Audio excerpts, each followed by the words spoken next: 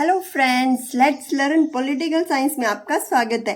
आज हम देखने वाले हैं संविधान का एक खास टॉपिक। जी हाँ, प्रस्तावना। वीडियो को पूरा जरूर देखना, मेरा वादा है आपसे। इस वीडियो के बाद प्रस्तावना से रिलेटेड आपका कोई डाउट नहीं रहने वाला। तो चलिए देखते हैं प्रस्तावना। प्रस्तावना शब्द का अर्थ। प्रस्तावना को संविधान का अगर परिचय पत्र कहें तो गलत नहीं होगा। और इसकी शुरुआत कैसे हुई? तो सर्वप्रथम अमेरिकी संविधान में प्रस्तावना को सम्मिलित किया गया। और फिर हमारे भारत के संविधान में कैसे इसको सम्मिलित किया गया? तो जवाहरलाल नेहरू जी ने 13 दिसंबर 1946 को संविधान सभा की दूसरी बैठक में जो है एक प्रस्ताव पेश किया, जो कि 22 जनवरी 1947 को संविधान सभा ने स्वीकार कर लिया। और 26 नवंबर 1949 को संविधान सभा ने इसको अपना लिया, जो कि आप सबको पता है 26 जनवरी 1950 को लागू कर दिया गया। चलिए देखते हैं प्रस्तावना के महत्वपूर्ण शब्द।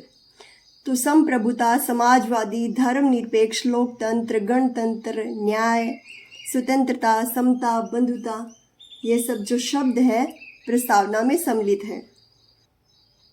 और इनमें से कुछ शब्द ऐसे हैं जो कि 42 अमेंडमेंट 1976 में जोड़े गए, जैसे कि समाजवादी, पंथ निरपेक्ष और अखंडता। पर आपको मैं बता दूं कि 42 अमेंडमेंट के टाइम में पीएम थी जो इंदिरा गांधी, और प्रेसिडेंट कौन थे? फखरुद्दीन अली अहमद। और ये 42 अमेंडमेंट किसकी सिफारिश पर हुआ? स्वर्ण सिंह समिति की सिफारिश पर, जिसमें 12 सदस्य थे। और स्वर्ण सिंह जो कि भारत के विदेश मंत्री भी रह चुके थे और रक्षा मंत्री भी रह चुके थे।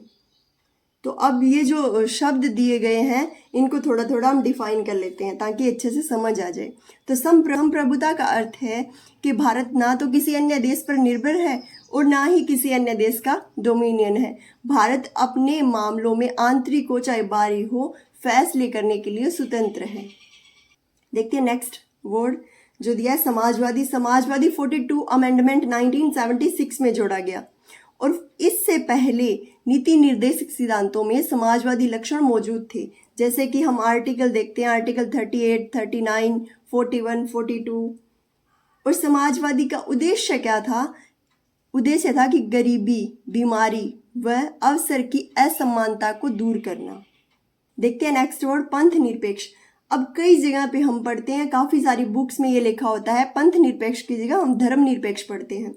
लेकिन जो 42 अमेंडमेंट 1976 में जो अमेंडमेंट हुआ था उसमें अंग्रेजी का शब्द सेकुलर लिखा गया था, जिसका कि हिंदी में जो ट्रांसलेट किया गया तो पंथ निरपेक्ष लिखा गया, ना कि धर्म निरपेक्ष लिखा गया।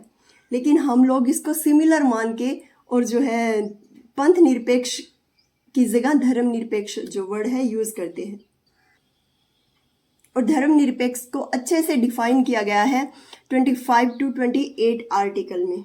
नेक्स्ट वर्ड हम देखते हैं लोकतांत्रिक। इसमें इब्राहिम लिंकन की भी एक फेमस जो डेफिनेशन दी हुई है कि to the people, for the people and by the people, यानी कि लोगों का, लोगों के लिए, लोगों द्वारा शासन जो है लोकतांत्रिक कहलाता है। संविधान की प्रस्तावना में एक लोकतांत्रिक राज्य व्यवस्था की परिकल्पना की गई है। लोकतांत्रिक प्रत्यक्ष या अप्रत्यक्ष भी हो सकता है। और इसको क्यों जरूरी समझा गया? कि सामाजिक, आर्थिक और राजनीतिक न्याय प्रदान किया जा सके। नेक्स्ट वर्ड हम देखते हैं गणतंत्र।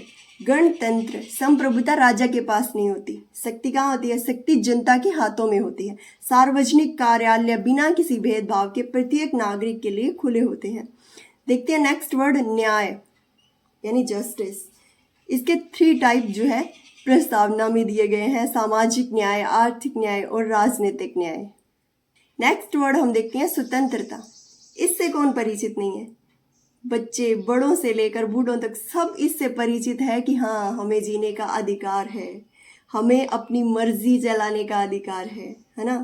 तो अपने तरीके से जीवन जीने का अधिकार, स्वतंत्रता, लोगों की गतिविधियों पर कोई रोक टोक नहीं, बोलने की आज़ादी, अभिव्यक्त करने की आज़ादी, किसी भी धर्म को मानने की आज़ादी।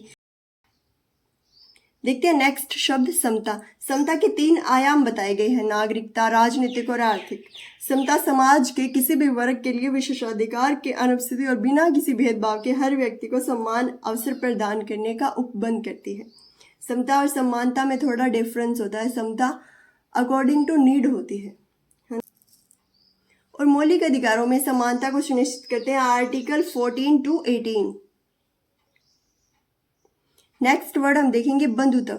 बंधुत्व यानी भाईचारे की भावना। या दो बातें सुनिश्चित करनी होगी, पहला व्यक्ति का सम्मान और दूसरा देश की एकता और अखंडता। हमारी प्रस्तावना में स्वतंत्रता, समता और बंधुता के आदर्शों को फ्रांस की क्रांति से लिया गया है। नेक्स्ट हम इसमें देखने वाले हैं संविधान के भाग के रूप में प्रस्तावना। बेरूवारी संघ मामला 1960 के अंदर, जिसमें कि 7 जजों की पीठ बिठाई गई, सुप्रीम कोर्ट ने क्या कहा कि प्रस्तावना संविधान का भाग नहीं है। नेक्स्ट कौन सा मामला था जिसमें कि सुप्रीम कोर्ट ने अपना फैसला बदल लिया? केशवानंद भारती बनाम केरल राज्य वाला मामला 1973 के अंदर, जिसमें कि 13 जजों की पीठ बिठाई गई थी। उसमें सुप्रीम कोर्ट ने क्या बोला कि प्रस्तावना संविधान का भाग है। और नेक्स्ट कौन सा मामला था? LIC 1995 के अंदर, उसमें सुप्रीम कोर्ट ने क्या कहा? सुप्रीम कोर्ट ने कहा कि प्रस्तावना संविधान का आंतरिक हिस्सा है। प्रश्न ये है कि प्रस्तावना में संशोधन की संभावना है या नहीं। प्रस्तावना में एक बार संशोधन किया जा चुका है 42 अमेंडमेंट 1976 के द्वारा। और अब हम देख लेते हैं 2-3 डेफिनेशन जो कि एग्जाम के पॉइंट ऑफ व्यू से काफी इंपॉर्टेंट है। सो देखते हैं। NA पालकीवाला ने प्रस्तावना को क्या कहा? संविधान का परिचय पत्र कहा। ठाकुर दास भार्गव ने प्रस्तावना के बारे में क्या कहा? संविधान की आत्मा कहा। KM मुंशी ने प्रस्तावना को क्या कहा? तो संविधान का राशिफल कहा।